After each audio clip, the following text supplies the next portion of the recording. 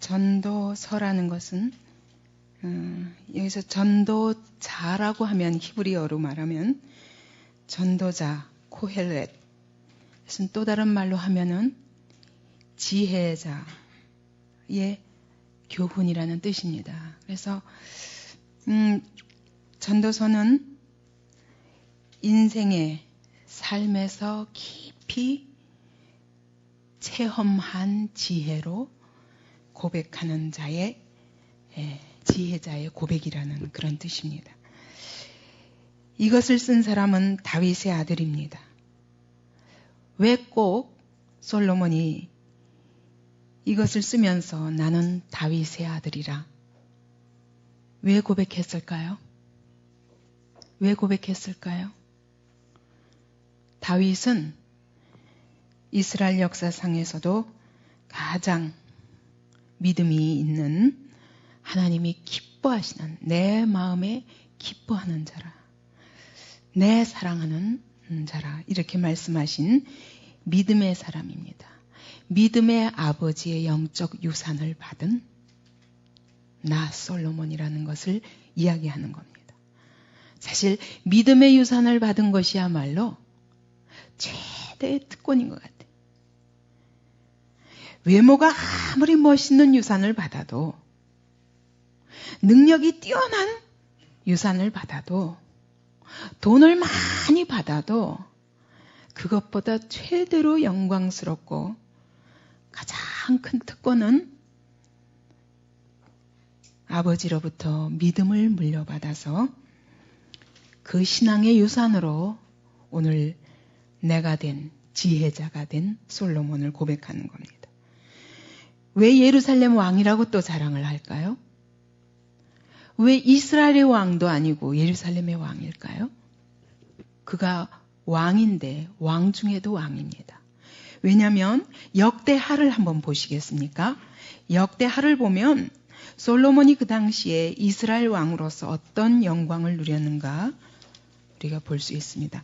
역대하 9장 1절부터 12절까지 제가 빨리 읽겠습니다. 스바 여왕이 솔로몬의 명예를 듣고 와서 어려운 문제로 솔로몬을 시험코자 하여 예루살렘에 이르니 수원이 심히 많고 그를 따라다니는 수행원이 많다는 것입니다. 향품과 많은 금과 보석을 약대에 실었더라. 저가 솔로몬에게 나와 자기 마음에 있는 것을 다 말하매 솔로몬이 그 묻는 말을 다 대답하였으니 솔로몬이 은미하여 대답지 못한 것이 없었더라. 그러니까 왕 중에도 이 솔로몬은 그 당시에 왕 중의 왕이었습니다. 스바 여왕이 자기가 고민하는 많은 문제를 가지고 시험도 할 겸 솔로몬의 지혜가 궁금해서 많은 선물을 가지고 수행원을 모시고 그리고 데리고 와서 지금 솔로몬에게 묻는 것입니다. 근데 무엇을 물어도 대답지 못하는 것이 없었다고 말합니다.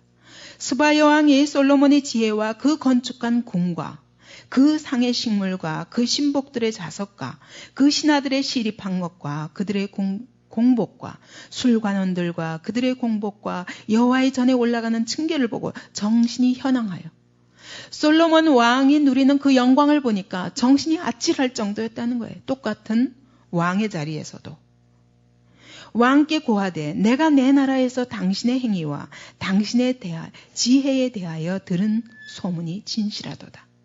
그러니까 솔로몬의 지혜가 모든 왕들에게도 들려져서 정말 부러움을 사는 왕이었다는 것을 알 수 있습니다. 내가 그 말들을 믿지 아니하였더니 그 소문을 믿지 않고 한번 시험하려고 온 것입니다. 그런데 와서 보니까 내가 이제 와서 목도한즉 당신의 지혜가 크다 한 말이 그 절반도 못 된다. 소문이 내가 진짜 보니까 절반도 안 된다는 것입니다.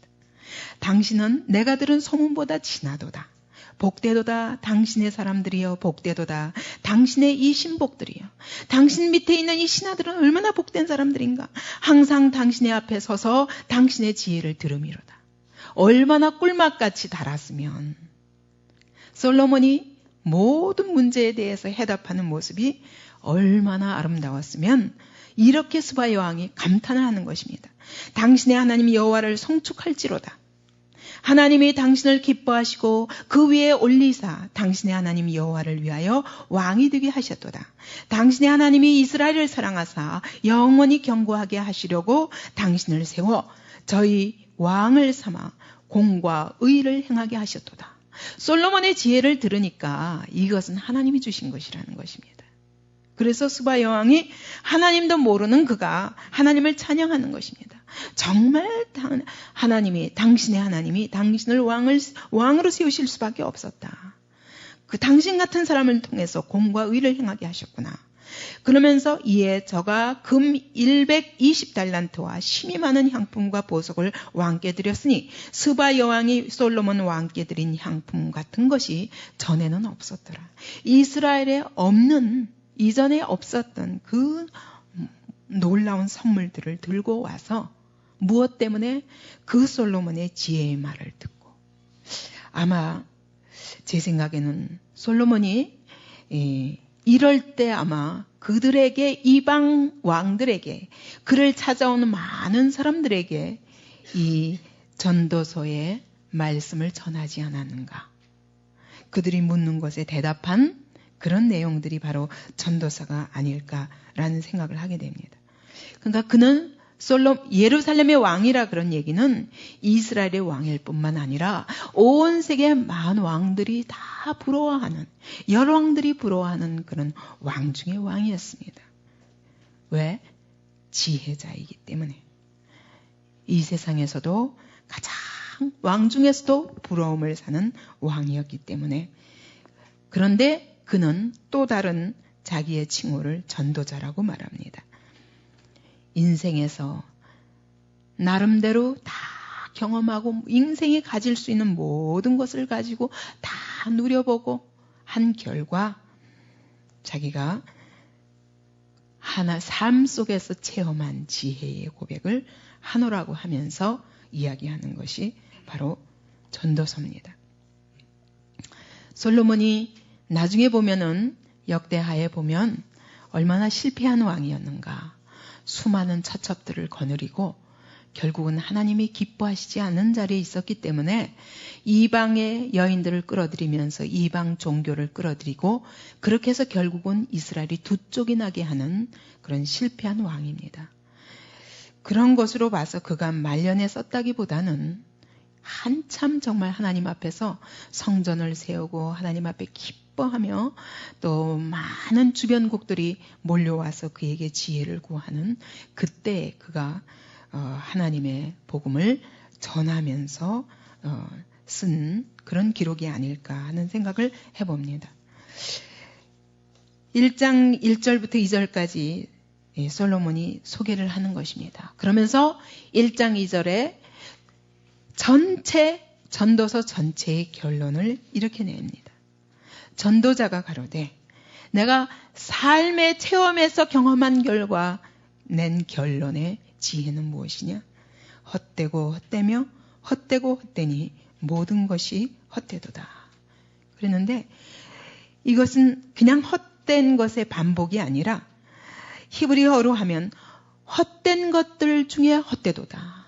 그러니까 가장 헛되다는 것을 고백하는 것입니다. 무엇에 대해서 그렇게 얘기하느냐? 3절에 보니까 사람이 해 아래서 수고하는 모든 수고가 자기에게 무엇이 유익하냐? 왜 해 아래서라고 그랬을까요? 왜 해 아래서라고 그랬을까요? 예? 해 아래가 의미하는 것이 뭘까요? 예? 사람은 해 위에를 못 보는 거예요. 해 위에 세상이 있는데 오직 해 아래 세상만 보고 사는 거예요. 그러니까 전도자가 고백하는 이 헛되다는 것은 인생에 대한 허무주의가 아니에요. 해 아래만 보면 헛되다는 거예요. 다시 말하면 하나님 없이 하나님이 온 세상을 주관하시는 그런 하나님의 세계를 빼놓고 그 해 아래서만 인생을 보면 인생이 헛되다는 것을 결론내는 겁니다. 그래서 전도사에서 우리가 헛되다. 이 전도서를 계속 보면 무슨 생각이 듭니까? 헛되고 헛되며 헛되고 헛되고. 이것도 헛되고, 지혜도 헛되고, 쾌락도 헛되고, 부도 헛되고, 다 헛됩니다. 만족도 없고, 새 것도 없고, 기억됨도 없고, 무의미한 반복뿐입니다. 그러면 어때요? 살맛이 안 나죠. 그런데 전도서가 얘기하는 것은 그것이 아니에요. 해 아래서. 그리고 뒤에 가서, 맨 뒷부분에 가서 12장 맨 끝에 보십시오. 13절, 14절. 일의 결국을 다 들었으니 하나님을 경외하고 그 명령을 지킬지어다. 이것이 사람의 본분이니라. 하나님은 모든 행위와 모든 은밀한 일을 선악간에 심판하시리라. 이 말씀을 하기 위해서 앞에 계속 헛되고 헛되며 헛되고 헛되니 헛되고 헛되도다. 다시 말하면 해 아래에서 수고하는 모든 일들이, 해 아래는 하나님을 제외해놓고 본 세상은 그런 뜻입니다.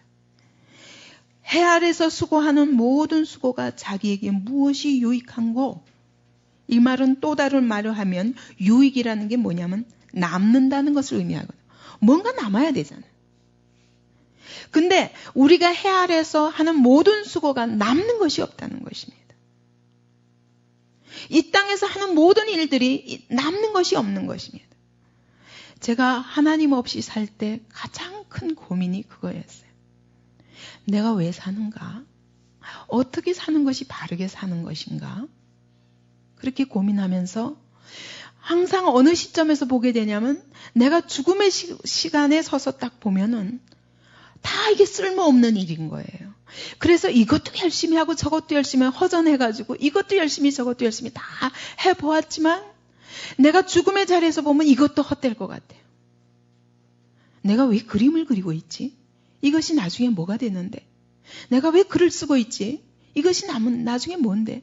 다 나 자신도 깨닫지 못한 걸 가지고 뭘 주저리 해서 책을 내고 뭘 온갖 작문을 해봐도 당장은 아름답고 자기 도취에 빠지는지 모르지만 이것이 무엇이 남지? 생각해보면 다 헛된 거예요. 정말 우리가 그날 코앞에 있는 것, 당장의 만족을 쫓아서 살면 이 땅에 즐거울 게 많죠. 그러나 내 인생이 다 끝마치고 나서 마지막 날 볼 때 가장 정확할 것 같아요. 그때 보면 오늘 내가 하고 있는 일들이 무슨 의미가 있는가? 이걸 생각하면 살 맛이 안 나는 거예요. 그것이 바로 제가 예수 없이 산 삶의 매 순간의 고민이었습니다. 그래서 어떻게 하면 좀 보람 있는 일을 해볼까? 뭔가 남는 것이 무엇일까? 그래서 이것도 해보고 저것도 해보고 그러나 끝이 없었습니다. 모든 것이 해 아래서 수고하는 모든 수고가 자기에게 무엇이 유익한, 내게 남는 것이 무엇인가? 과연 무엇이 영원한 것인가? 4절에 보니까 한 세대는 가고 한 세대는 오되 땅은 영원히 있도다. 자, 세대도 가고 오고 해도 뜨고 지고 바람도 불고 이리 돌고 또 불고 저쪽으로 돌고 강물도 바다로 흐르되 또 거기서 또 연하여 흐르면서 계속 돌고 도는 것이 인생이라는 거예요. 하나님 없이 보면은 이 모든 것이 무의미한 반복이라는 거예요. 아침에 눈을 뜨면 하나님 없는 인생은 내가 오늘 또 어떻게 살아야 되는가? 무엇을 위해서 살아야 되는가? 불안해집니다. 그러니까 코앞의 만족만 보고 가는 거예요. 지난번에 우리 장형제님이 나는 이거 진짜 회개인지 뭔지 모르겠다. 나 이 문제가 해결이 안 된다. 정욕의 문제가 해결이 안 된다. 생각 없이 사니까 그래요. 생각 없이 사니까. 내가 마지막 날 죽음의 자리에서 이게 다 무슨 일인가 한번 생각해 보라고. 지금 내 앞에 코앞에 있는 만족이 내게 무슨 의미가 있는가 생각해 보라고. 생각 안 하고 사는 거예요. 그래서 제가 게으르다고 말한 겁니다. 정말 생각해 보면 내가 오늘 하는 일이 이 모든 수고가 나에게 무엇이 남는가? 근데 사실은 내가 해서 나에게 해악을 줄 일들만 골라가면서 하고 있어요. 당장 눈앞에 보이는 것, 쫓아가는 것, 삶은 그렇습니다. 돈이 나에게 유익할 것 같으죠. 그러나 어느 순간 돈이 필요한 것 이상 있을 때 그것이 나에게 독이 되는 거 여러분 모르겠습니까? 권세가 당장은 나한테 힘있고 유익한 것 같지만 그것이 어느 순간 도를 지나칠 때 그것이 나에게 독이 되는 거 모르겠습니까? 자기를 죽이는 거예요. 생각을 안 하고 살아요. 전도서를 통해서 정말 생각하는 그리스도인들이 되기 바랍니다. 믿음도 여러분 많이 생각하고 말씀도 많이 생각하고 본질적인 문제를 생각하고 고민하는 사람이 말씀을 깨닫게 돼요. 당장 육체의 만족만 좇는 사람은 인생의 본질적인 문제를 생각하지 않습니다. 자기도 어떻게 할 때 사는지도 모르고 그런 사람이 남을 살릴 수는 더더군다나 없습니다. 무엇이 영원한 것입니까? 이 땅에 모든 세대가 왔다 갔다 합니다. 또 가고 또 다시 오고 끊임없이 새로 태어나는 사람이 있고 끊임없이 또 한쪽에서는 죽어가고 있습니다. 이 인생이 과연 무슨 의미가 있는가? 해가 왜 24시간마다 정확하게 뜨고 지고 하는가? 바람은 어디로 가서 어디로 또 다시 돌아오며 온 땅의 모든 자연계가 돌고 돕니다. 근데 왜 도는가? 모르는 거예요. 왜 내가 오늘도 살아야 되는가? 모르는 거예요. 여기서 헛되다 하는 얘기는 비어있다라는 뜻이거든요. 비어있어요. 이거를 왜 헛되다고 그러는가? 여러분 왜 헛되다고 그럽니까? 의미가 없다. 그게 또 무슨 말입니까? 인생에 많은 문제들이 있습니다. 우리가 살아가면서 많은 문제가 있지만 여러분 그 문제에 대한 해답이 있습니까? 예수 밖에서. 하나님 밖에서 해답이 있습니까? 그러니까 답답한 거예요. 그래서 의미가 없는 것입니다. 여기 헛되다는 말은 이 히브리 말로는 입김, 보는 입김을 말합니다. 이것은 보이는 것도 아니요. 손에 잡히는 것도 아닙니다. 그래서 자꾸 바람과 같다고 그렇게 말합니다. 솔로몬이. 여러분 이 땅에 무엇이 우리에게 유익한 것이 있습니까? 무엇이 남는 것이 있습니까? 무엇이 영원한 것입니까? 모든 것이 돌고 돕니다. 여기서 땅은 영원히 있도다 그랬는데 이 땅도 영원한 것은 아니지만 다 여기서 땅이라는 말은 요 땅만 얘기하는 게 아니라 우리 인생은 자꾸 왔다 갔다 하는데 요 지구와 이것은 우리의 무대는 여전히 있어서 배후가 움직이는 것과 같다는 거예요. 이 땅은 무대와 같습니다. 근데 한 세대가 움직일 때마다 배후가 바뀌는 것일 뿐이에요. 그렇게 생각하면 여러분 오늘 내 인생이 뭡니까? 우리는 내가 뭘 해가지고 뭘 추구해보겠다고 헛된 추구라고 성경은 말씀합니다.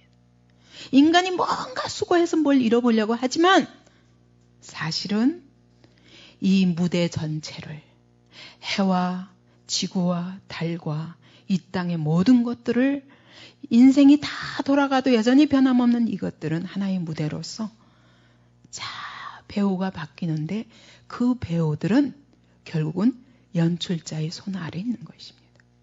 자기 역할만 하다 가는 거예요. 그렇지 않습니까? 우리는 내가 어떻게 하면 잘 가장 사냐? 내가 뭔가 추구해서 내 성취를 해보겠다. 이거 다 덧없는 것이에요. 어차피 지나가는 세대입니다. 잠시 스쳐 지나가는데 나를 이 시간에 이 무대 위에 서게 하신 연출자의 뜻이 있습니다. 그것을 알고 자기 배역을 충실히 하는 자가 진짜 인생을 잘 사는 자죠. 근데 그 연출자를 모르면 너무 답답한 것입니다. 왜 이렇게 살아야 되는가? 안 그래요. 수많은 역사상의 인물들이 다 지나갔지만 한때 자기 세대에는 굉장한 것을 이룬 것 같았지만 역사는 평가합니다. 하나님의 눈으로 보면 헛된 것들이고 결국은 그분이 장중에 붙드시고 이 무대를 붙드신 분이 배우를 가르신 그분이 그 배우의 역할을 맡으신 것만큼 이 땅에 하다 가는 것이라는 것입니다. 우리는 해 아래에서 내가 마치 주인인 것처럼 살고 있지만 사실은 해 아래 이 땅의 주인은 해 위에 계시다니까요. 근데 해 아래만 보니까 내 땅인 것 같은 거예요. 그래서 우리가 실패할 수밖에 없다는 것입니다. 여러분, 부모가 없는 집안이 어떻게 될까요? 애들이 난장판이죠. 무질서합니다. 학교가 없는, 선생이 없는 학교 한번 생각해요. 난리가 나겠죠. 그죠? 아이들끼리. 지도자가 없는 사회 생각해요. 무질서합니다. 대통령 하나 바뀔 때마다 그 사람의 인격에 따라 온 사회가 정신이 하나도 없습니다. 지도자가 없는 교회 어쩔까요? 난리 나겠죠. 맨날 인간적인 다툼만 할 것입니다. 그런데 하나님이 없는 세상이 어떻게 거기에 무슨 의미가 있으며 거기에 무슨 질서가 있겠습니까? 이 하나님을 빼놓고 나면 이 세상은 말할 수 없는 혼돈과 무의미와 절대로 만족이 있을 수 없습니다. 8절에 보니까 만물의 피곤함을 사람이 말로 다 할 수 없다고 그랬습니다. 피곤함은 지루함을 말합니다. 실증 난다는 것입니다. 왜? 계속 돌고 도니까. 그런데 성경은 말씀합니다. 이 땅에 남는 것이 있다는 것입니다. 영원한 것이 있다는 것입니다. 무엇이 영원합니까? 하나님은 영원하십니다. 하나님은 전에도 계셨고 이제도 계시며 영원히 계신다고 장차 계실이라고 성경은 말씀합니다. 또 무엇이 영원합니까? 천지는 없어질지라도 내 말은 1.1획도 변하지 아니하리라. 하나님의 말씀은 영원합니다. 여러분, 그래서 우리가 다 지쳤다가도 하나님의 말씀만 들으면 힘이 나는 거예요. 거기서 의미가 있고 거기서 우리가 새 힘을 얻습니다. 저도 육체가 지치고 쓰러지려다가도 하나님의 말씀을 듣고 전할 때 새 힘을 얻는 거예요. 또 무엇이 영원합니까? 풀은 마르고 꽃은 시드나 주님의 뜻대로 행하는 자는 영원히 있느니라. 오늘 우리가 영원하게 내 인생을 영원히 이 땅에 남길 수 있는 유일한 길이 뭡니까? 하나님의 뜻대로 행하는 자예요. 하나님의 뜻대로 사는 삶만이 영원히 남습니다. 그래서 우리에게 소망이 있는 거예요.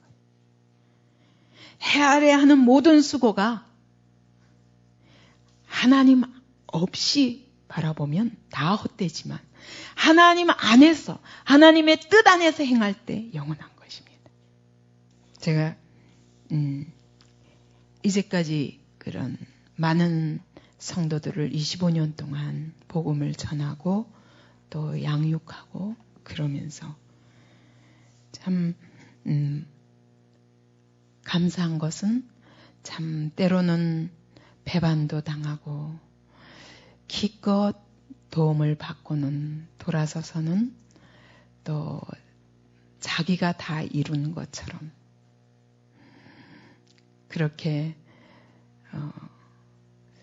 교만하며 떠나기도 하고 감사를 모르고 그러는 사람을 보면은 실족하죠. 아까 저희 아들이 그러더라고요. 엄마를 보면 참 대단한 것 같아요. 뭐가?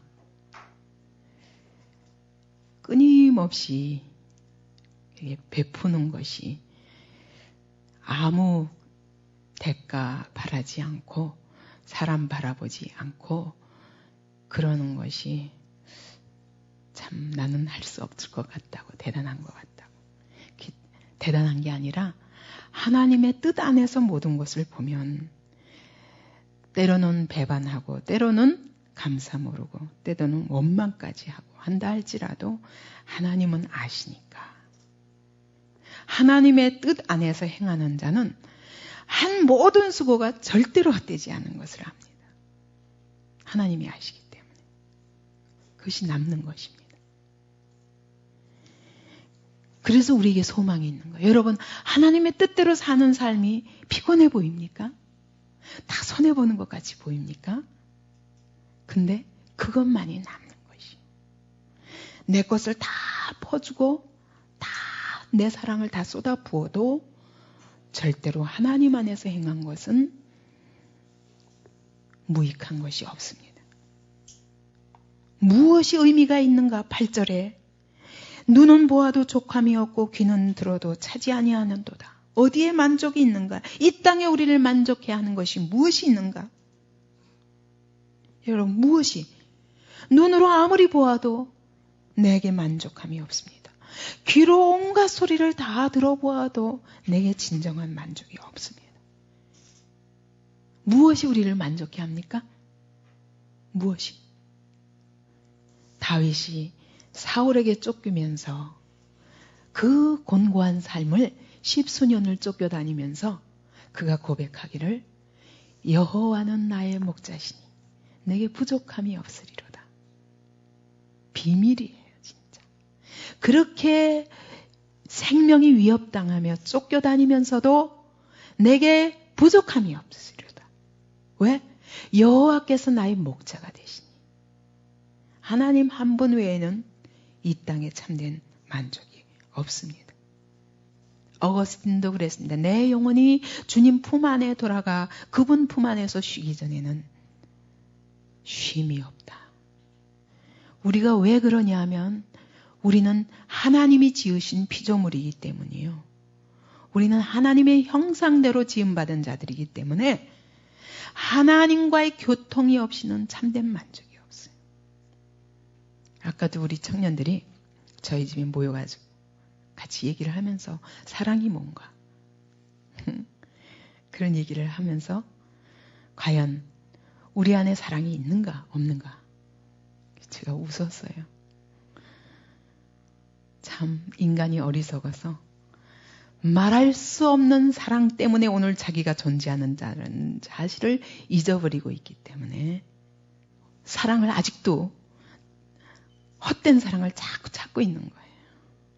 내가 어떠한 사랑으로 인해서 오늘 이 자리에 서 있는가 한번 생각해 보세요. 하나님의 어떠한 사랑으로 내가 오늘 이 하나님의 품 안에 와 있으며 어떠한 사랑으로 내가 복음을 받고 어떠한 희생을 통해서 오늘 내 영혼이 이 자리에 있는가 생각해 본 적 있어요? 그러면서도 사랑이 있는가 없는가?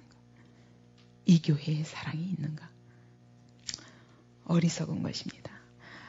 하나님의 무한한 사랑 때문에 오늘 내가 이 자리에 있습니다. 그거를 못 깨달으면 아직도 내가 받아야 할 사랑이 남아있다고 생각하고 끊임없이 사람에게서 사랑을 찾고 있는 것. 그 사람의 사랑이 나를 진정 만족시켜 줄 수 있나요? 없다니까요. 하나님 안에서만 가능한데 그래서 하나님을 사랑하고 하나님의 뜻 안에 있는 사람만이 진정한 사랑을 할 수 있는데 그 사랑은 사랑으로 안 보이는 거죠. 그러니까 청년들이 모여가지고 사랑이 뭔가, 사랑이 있는가 없는가, 네가 나를 사랑하느냐 마느냐, 왜 나를 위해서는 아무것도 안 도와주는 거야. 결국 원망이에요. 제가 보니까 딱 한마디 들으니까 사랑의 문제 가지고 지난번에 청년들이 뭐 논란을 했다 그러니까 원망이야. 나 좀 사랑해줘. 왜 아무도 모른 척 하는 거야? 나 힘들어 죽겠는데. 그 얘기지? 그 얘기지.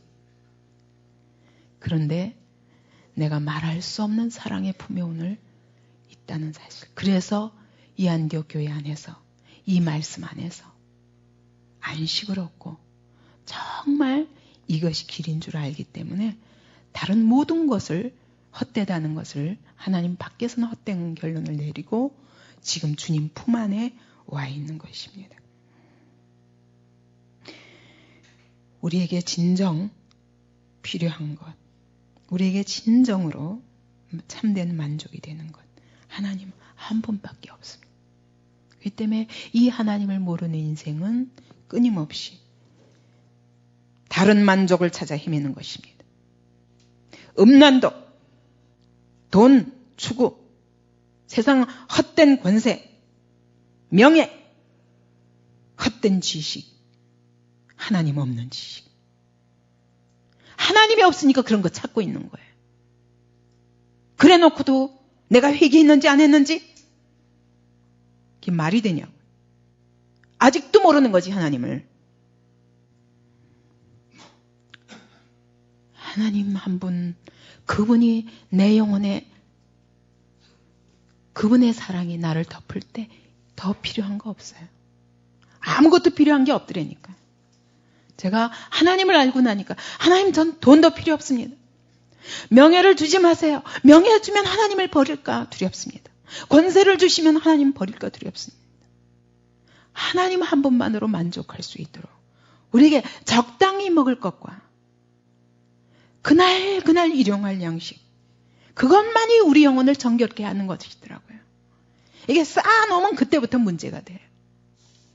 여러분은 아직도 우리에게 다른 만족을 뭔가 허전해가지고 뭔가 찾아 헤맵니까? 하나님을 모르시기 때문에. 하나님을 찾으세요. 다른 거 찾지 말고 하나님 찾으세요. 하나님 안에 거하는 자만이 정말 다른 사람을 사랑할 수도 있고 용납할 수 있고, 그 사랑은 사랑으로 안 보이는 거죠. 입술에 발린 말, 달콤한 말, 이런 거 듣고 싶죠? 겉으로 인간적으로 베푸는 친절, 이런 게 사랑입니까? 하나님을 모르는 사람은 절대로 사랑할 수 없습니다. 여러분이 아직도 사랑에 목마르다면 여러분 자신이 하나님을 모르기 때문이요. 하나님의 사랑을 모르기 때문입니다. 그리고 어떤 사랑에 의해서 내가 오늘 이 자리에 복음을 받는 이 자리에 와 있는지 모르는 것입니다. 9절부터 10절에는 이렇게 얘기합니다. 해 아래 새 것이 없다. 이미 있던 것이 후에 다시 있겠고 이미 한 일을 후에 다시 할지라. 해 아래는 새 것이 없나니 무엇을 가리켜 이르기를 보라 이것이 새 것이라 할 것이 있으랴. 우리 오래전 세대에도 이미 있었느니라. 모든 것이 돌고 돕니다. 아무리 최신 유행을 해도 이제는 바닥이 나면 복고풍으로 돌아갑니다. 돌고 도는 거예요. 인간은 끊임없이 새로운 유행을 통해서 자기를 새롭게 하고자, 그런 것으로는 절대로 자기를 새롭게 할 수 없습니다. 해도 돌고 돌고, 바람도 돌고, 세대도 돌고, 물도 돌고, 다 돕니다. 무엇이 새 것이 있습니까? 그 얘기는 우리는 창조자가 아닙니다. 그 뜻입니다. 우리는 새로운 것을 절대로 만들어낼 수 없습니다. 우리가 해 아래서 뭘 하는 것 가지고 이 땅에 새로운 것을 만들어낼 수 없습니다. 과학은 마치 인간이 뭔가 만들어내는 것처럼 인간이 유전공학을 통해서 생명을 창조할 수 있다. 그런 소리 하지 마십시오. 분명히 그 이후에 올 재앙이 두렵습니다. 우리는 창조자가 아닙니다. 그렇기 때문에 인간이 하는 모든 것은 하나님의 그 세계의 일부를 발견하고 이것 가지고 우리는 절대로 무에서 유를 창조할 수 있는 사람들이 아닙니다. 그렇기 때문에 우리에게는 새로운 것이 있을 수가 없습니다. 모든 것이 그분 창조자에 의해서 오늘도 돌고 돕니다. 그러므로 진정한 새 것은 누구에 의해서만 가능합니까? 하나님에 의해서만 가능합니다. 그래서 바울은 이렇게 고백합니다. 그런즉 누구든지 그리스도 안에 있으면 새로운 피조물이라. 이전 것은 지나갔으니 보라 새 것이 되었도다. 하나님이 우리에게 새 영을 부어주시겠다고 약속하셨습니다. 우리에게 새 사람을 만들어 주시겠다고 말씀하십니다. 그럼 옛사람을 버리라 말씀하십니다. 우리에게 새 삶, 새 생명을 주시겠다고 말씀합니다. 그 생명은 영원한 생명이라는 것입니다. 우리에게 새 하늘과 새 땅을 약속하셨습니다. 하나님만이 주실 수 있습니다. 새 것은. 그래서 바울은 내 옛사람은 날마다 후패하나 속사람은 날마다 새롭다. 여러분, 진정한 새 것은 내가 그리스도 안에 있을 때 그분으로 말미암아 내 안에 날마다 내 속사람이 새 영으로, 새 사람으로, 새 생명으로 충만해지면서 어떻게? 무엇을 통해서? 영원하신 창조자 하나님과 교제를 통해서. 이것만이 우리를 새롭게 하는 길입니다. 11절에 이전 세대를 기억함이 없으니 장래 세대에도 그 후 세대가 기억함이 없으리라. 내가 죽으면 그뿐일 것입니다. 죽음과 함께 모든 것이 끝납니다. 그런데 기억되는 사람이 있습니다. 하나님의 뜻 안에 행한 자는 영원히 남습니다.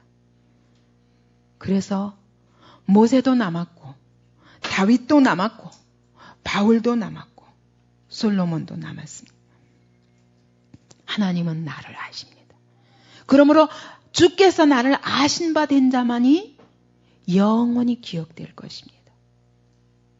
그렇지 않고 죽은 자는 이 땅에 헛되이 살다가 아무도 기억함이 없는, 심지어 부모 자식 간에도 가시고 나면 벌써 시간이 지나면 잊어버립니다. 아무리 사랑하던 남편이고 아내라 할지라도 이 땅을 떠나가면 끝납니다. 그러나 주님 안에서만 영원히 남습니다. 12절부터 15절까지 솔로몬은 이렇게 얘기합니다. 나 전도자는 예루살렘에서 이스라엘 왕이 되어 마음을 다하며 지혜를 써서 하늘 아래서 행하는 모든 일을 공고하며 살핀즉. 그래서 그 얘기는 뭐냐면 내가 해 아래서 행하는 모든 일들을 잘 살펴보니까 인간이 해 아래서 하나님 없이 하는 모든 삶을 다 자세히 연구를 해보니까 뭐라는 겁니까? 세 가지로 표현합니다. 괴로운 것이라. 13절에 괴로운 것이라. 왜 괴롭습니까? 왜 괴롭습니까?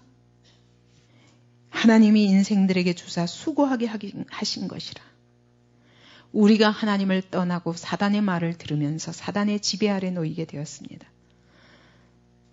사단은 나를 만족해야 할 수 있다고, 너 자신이 너를 만족해 할 수 있다고 우리를 꿰어서 하나님을 떠나게 만들었고, 우리가 우리 자신을 스스로 만족해 하고자 자족하는 삶을 살고자 그렇게 하나님을 떠나고, 그때부터 따라온 것이 무엇입니까?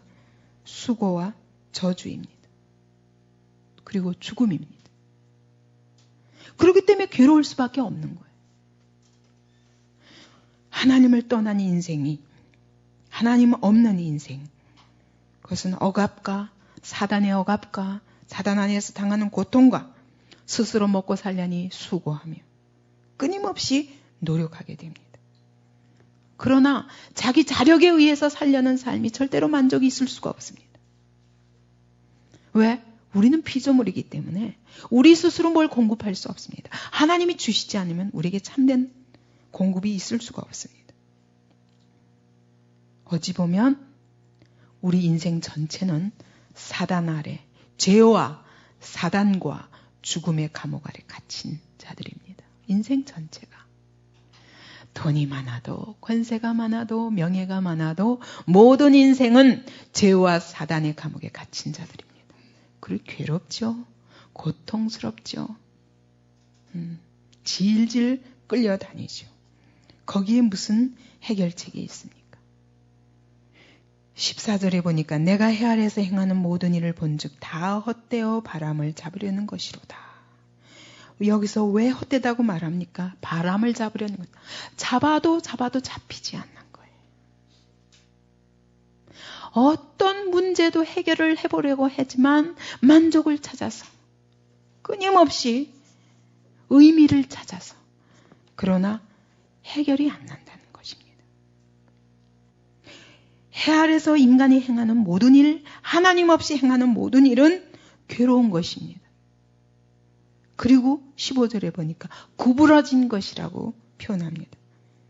여기서 영어로는 트위스트라고 해요. 트위스티드.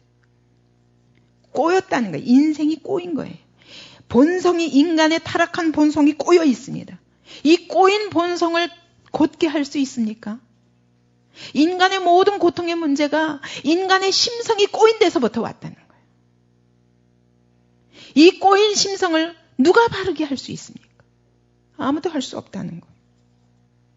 한번 충동을 받으면 미친 듯이 나가는 거예요. 이게 나한테 무엇을 어떤 결과를 가져다 줄지 생각도 안 합니다. 계속 사단에게 질질 끌려다니면서 어느 날 탁 걸쳐서 내가 죽음의 자리에 처했다는 걸 알기 전에는 한번 이 본성이 발동을 하면은 스스로 제어가 불가능한 거예요. 그래서 미친 것이라고 솔로몬은 표현합니다. 인간의 타락한 본성 때문에 이 타락한 본성은 내 앞에 무슨 일이 일어나는지 생각할 필요 없어요. 이것이 내게 해가 되는지 죽음이 되는지 생각할 것 없이 질질질질 끌려다닌다는 거예요. 미친 듯이. 한 번 꼬인 이 본성을 잡을 길이 없습니다. 사람마다 보세요. 한 번 성격 건드려놔 봐요. 미쳐버리죠. 미쳐버려. 예수님이 아니면 그 성격을 다시 붙잡을 자가 없어요. 아무리 착해 보이는 사람, 절대로 저는 인간이 착한 거 믿지 않습니다. 예, 착해 보이는 사람일수록 한 번 어디에 딱 미치면은 걷잡을 수 없어요. 이게 인간의 본성이에요. 그리고 이 죄는 중독성이 있어서 마약과 같아요. 한번 발동이 걸리면 안 되는 거예요. 인간의 노력이나 교육이나 훈련이나 어떤 것으로도 해결이 안 되는 것인데 이 타락한 본성, 구부러진 것. 본성이 구부러졌으니 인생이 구부러지죠. 스스로 망할 길인 줄 알면서도 끌려다닙니다.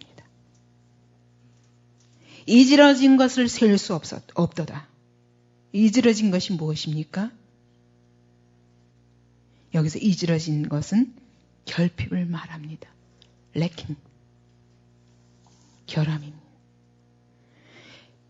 이 부족한 것, 이지러졌다는 건 이렇게 다리 꽉 차야 되는데 빠진 것처럼, 웅덩이가 생긴 것처럼. 그렇게 인간에 생긴 이 함정은 다른 것으로 메꿀 수가 없는 거예요. 무엇으로도 메꿀 수가 없습니다. 그래서 자꾸 만족을 찾아서 온갖 짓을 다 해보는 겁니다. 그러나 하나님 없이 이 이지러진 것을 채울 길이 없습니다.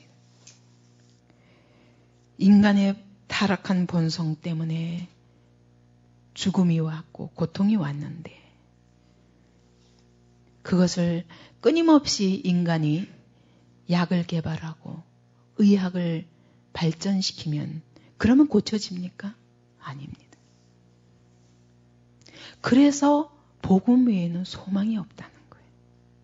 복음 외에는 인간의 이 타락한 본성을 바로잡을 길이 없고 인간의 이 함정이 뚫린 것 같이 허전한 이것을 무엇으로도 채울 길이 없습니다.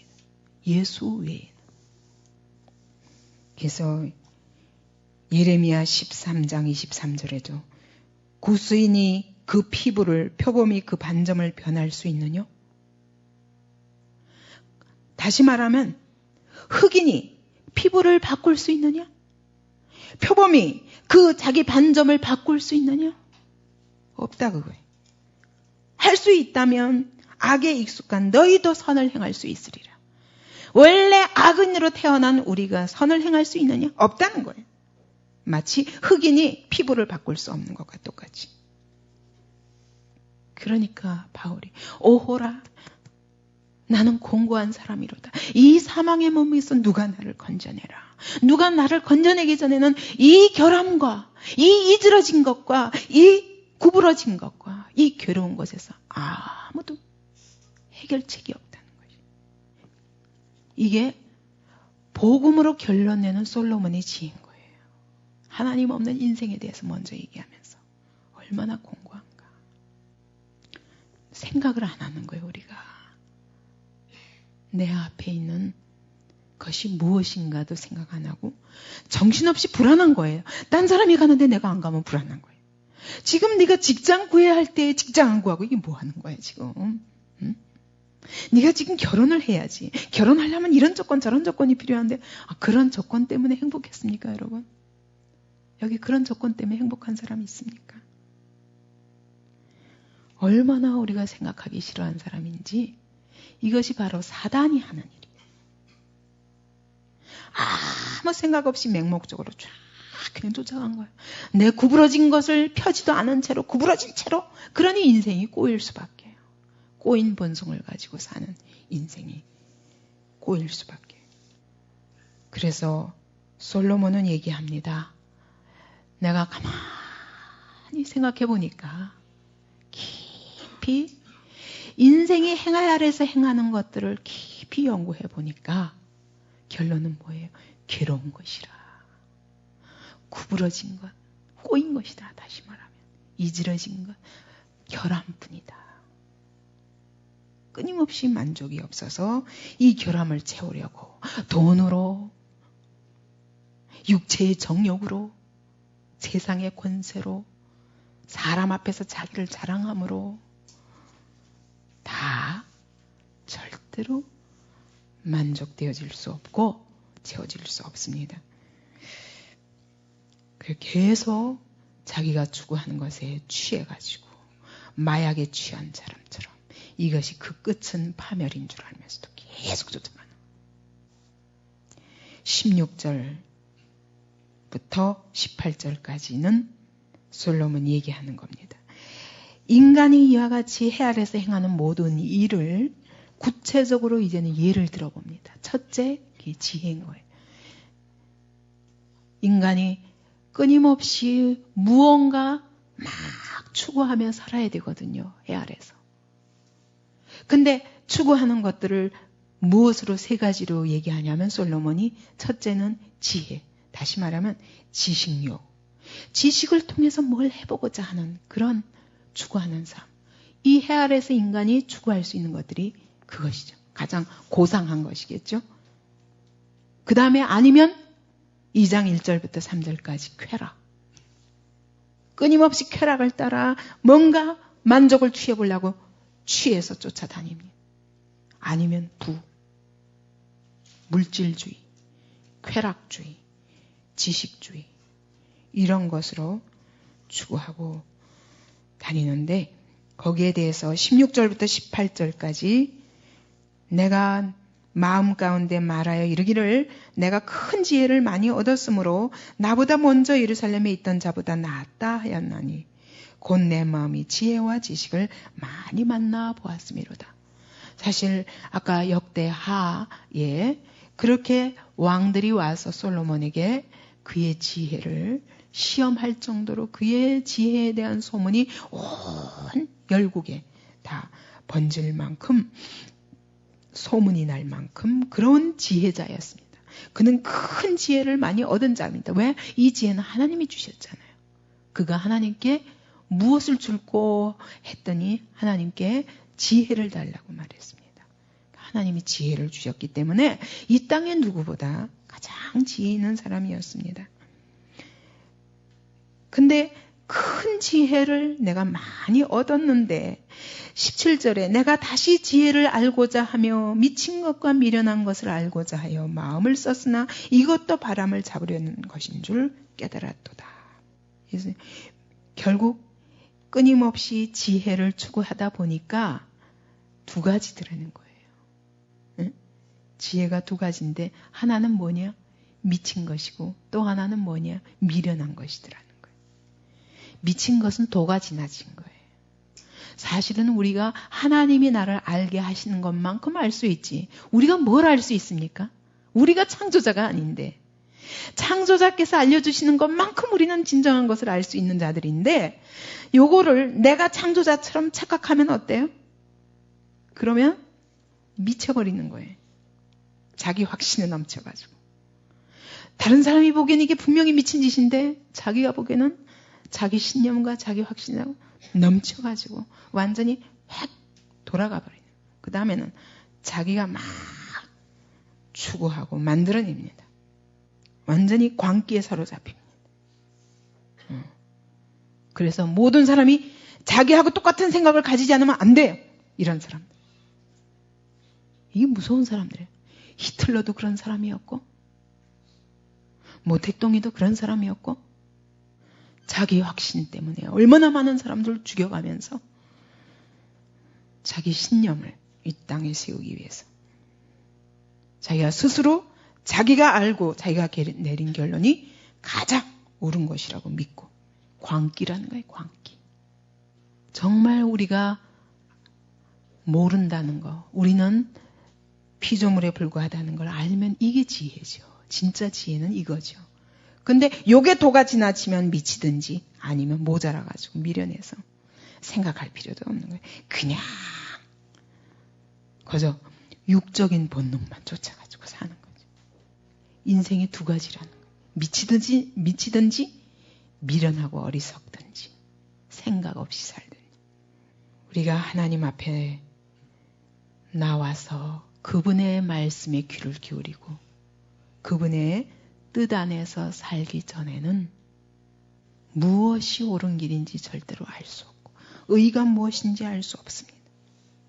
우리는 죄와 사단의 감옥에 갇혀가지고 여기서 그리스도로 말미암아 건짐받기 전에는 참된 지혜를 알 수가 없습니다. 그래서 예수께서 말씀하시기를 내가 곧 길이요 진리요 말씀하시는 거예요. 우리는 그리스도 안에서 하나님의 뜻을 깨닫고 하나님의 비밀을 깨닫고 우리가 피조물임을 알고 그분만이 우리에게 참된 지혜를 알려주실 수 있는 분임을 인정하는 것이 지식과 지혜의 근본이라는 것입니다. 그래서 여호와를 경외하는 것이 지식의 근본이라고 성경은 말씀합니다. 근데 이렇게 하나님 없는 지식 추구는 미치든지 미련하든지 둘 중에 하나와 같아서 계속 미쳐서 자기가 자기 지식을 믿으며 교만하게 자기 확신을 가지고 사는 자는 번뇌도 많고 근심도 더합니다. 진짜 지혜 있는 자도 내가 사실은 지혜가 많으면 진짜 지혜라면 지혜가 많으면 많을수록 내가 정말 모르는구나. 이 결론을 내릴 수밖에 없습니다. 그래서 지혜가 많으면 번뇌도 많고 지식을 더하면 근심도 더 많습니다. 더 많이 알아야 되니까. 더 많이 알기 위해서 끊임없이 번뇌하고 근심하고 그러나 하나님이 주시는 지혜는 그 안에 쉼이 있습니다. 이 때문에 왜? 우리의 지혜가 아니라 창조자의 지혜이기 때문에 우리는 그 안에서 비로소 쉼이 있기 때문에 하나님이 주시는 지혜는 우리를 근심하고 번뇌케 하는 것이 아니라 우리에게 참으로 안식을 주는 그런 지혜인 것입니다. 그래서 오늘 요약을 하면 해 아래 삶에 대해서 하늘 아래 삶에 대해서 계속 여기서 1장 안에서만 4번이 나옵니다. 해 아래서 9절에도 해 아래서 13절에도 하늘 아래서 14절에도 해 아래서 얘기는 하나님 없이 사는 모든 삶이 얼마나 허무한가 이야기하면서 모든 자연계도 끊임없이 반복하고 세대도 왔다. 끊임없이 반복한다. 우리는 내가 굉장히 절대적인 것 같아. 이 땅에 살면서 나 자신에게 모든 중심을 두고 나의 만족, 내 행복 내 뜻, 내 고집 이대로 살려고 하지만 세대는 가고 오고 끊임없이 흐르는 것입니다. 우리는 무대는 변함없이 있지만 무대를 또 떠나야 하는 배우에 불과하다. 해도 돌고 바람도 돌고 강물도 돌고 이 땅의 모든 것들은 반복하는데 왜 반복하는지, 무엇을 위해서 이런 삶을 살아야 되는지 우리가 하나님 없이는 인생을 알지 못하고 무의미한 반복만 하면서 살고 있지 않은가. 해 아래 삶에는 만족이 없다. 해 아래 삶에는 새 것이 없다. 해 아래 삶은 기억됨이 없다. 그러나 절대로 이 삶이 무의미하지 않을 수 있다. 우리의 역할이 절대로 무의미하지 않을 수 있다. 하나님은만이 영원하시기 때문에, 하나님의 말씀이 영원하기 때문에 하나님의 그 말씀 안에서, 뜻 안에서 사는 자는 영원히 남느니라. 이 땅에 어떤 것도 만족이 없지만 여호와가 나의 목자가 되사 내 삶을 인도하실 때 거기에 참된 만족이 있어서 결코 부족함이 없으리로다. 이렇게 고백할 수밖에 없다. 이 땅에 새 것이 없다. 왜? 우리는 피조물이니까. 창조주만이 무에서 유를 창조하실 수 있지, 우리는 있던 것의 작은 부분을 발견하는 것에 불과하다. 그러나 우리도 새 삶이 가능하다. 어떻게? 예수 그리스도로 말미암아 그리스도 안에 있은즉 누구든지 새로운 피조물이라. 이전 것은 지나갔으니 여기서부터 새 삶이 시작됩니다. 그 새 삶은 이렇게 무의미한 반복의 삶이 아닙니다. 만족이 없고 안식이 없는 삶이 아닙니다. 그리스도 안에는 영원한, 그리고 날마다 새로운, 속사람이 날마다 새로워지는, 어떻게? 그 창조주와의 교통을 통해서. 정말 우리의 신앙생활은 그런 것 같아요. 정말 주님 안에 거하면 이게 머무를 수가 없어요. 한순간도 머무르지 않습니다. 아무리 처음에 큰 은혜를 받아서 우리는 첫사랑을 잃어버린다. 그거는 순종 없는 신앙생활을 했기 때문에 첫사랑을 잃어버리죠. 여러분, 첫사랑은 아무것도 아니에요. 그건 시작이에요. 정말 주님과 교통해 가면 갈수록 더욱 내 영혼이 새로워지고 더 놀라운 비밀을 깨닫고 더 사랑의 깊이가 더해지고 날마다 새로워지는 것이. 옛사람은 후패할 수밖에 없지만 우리 속사람은 날마다 새로워집니다. 하나님 안에서는 이 땅의 모든 삶이 기억됨이 없습니다. 이렇게 하다 간 것이 내가 무슨 수고를 하고 무슨 희생을 한들 뭐가 남겠는가? 무슨 말씀입니까? 그리스도께서 아십니다. 주께서 아실 때 우리의 모든 수고와 희생이 값이 있는 것입니다. 솔로몬이 자기가 받은 지혜를 통해서 열심히 인생을 연구해 보니까 해 아래 삶의 특징이 뭐냐? 괴로움과 구부러짐과 결핍이라. 다시 말하면 꼬인 것. 왜? 하나님을 떠나 죄와 사단의 지배 아래 놓여서 거대한 감옥 속에 사는 모든 인간이 사단의 억압 아래 눌려서 종노릇하며 살고 있는데 어디에 이 땅이 괴로움 없는 것이 어디 있겠는가? 타락한 본성, 꼬인 본성을 가지고 사는 인생에 꼬이지 않은 것이 어디 있겠는가? 거기서부터 어떻게 피하겠는가? 모든 것에 만족이 없는 끊임없는 결핍. 그래서 헛된 만족을 찾아 온갖 육체의 정욕을 쫓아. 호세아서에서는 뭐라고 표현합니까? 개처럼 헐떡, 암사슴처럼 헐떡헐떡, 성욕에 불타는 암사슴처럼 헐떡헐떡 찾아다닌다. 아주 적나라하게 표현합니다. 인간의 욕구의 본능에 대해서. 하나님 없이 사니까 그렇습니다. 그러나 우리가 그리스도 안에서는 이제는 죄와 사망의 법에서 성령의 법 아래, 생명의 성령의 법 아래로 이제는 바뀐 자들입니다. 이 괴로움이 기쁨으로 변합니다. 이 괴로움이, 이 결핍이 참 만족과 안식으로 변합니다. 이 꼬인 것이, 구부러진 것을 절대로 펼 수 없었는데 그리스도 안에서 구부러진 것이 펴집니다. 정말 하나님의 형상을 회복하게 되는 것입니다. 그러면서 내 안에 그리스도의 성품을 날마다 이루어 가도록 하나님이 날마다 성숙하게 만들어 가시는 것입니다. 그리스도 안에는 절대로 퇴보고도 있을 수 없지만 주저앉아 있는 것도 있을 수 없습니다. 첫사랑을 잃어버린다는 것도 있을 수 없습니다. 순정 없는 삶을 살면 그렇습니다. 정말 이 하나님을 내 안에 채우고자 이런 말씀으로, 기도로 모든 힘을 다해서 여러분 정말 허전합니까? 정말 결핍 때문에 괴로워합니까? 외롭습니까? 예. 하나님을 찾으세요. 그분만이 나의 참 만족이 되십니다. 인간의 지혜도 하나님 없이 추구하는 것은 근심과 번뇌를 더할 뿐입니다. 그것은 미친 것이든지 미련한 것입니다. 하나님이 주시는 지혜만이 우리에게 참 만족과 기쁨과 길을 바로 알고 갈 수 있는 진리를 제시하십니다.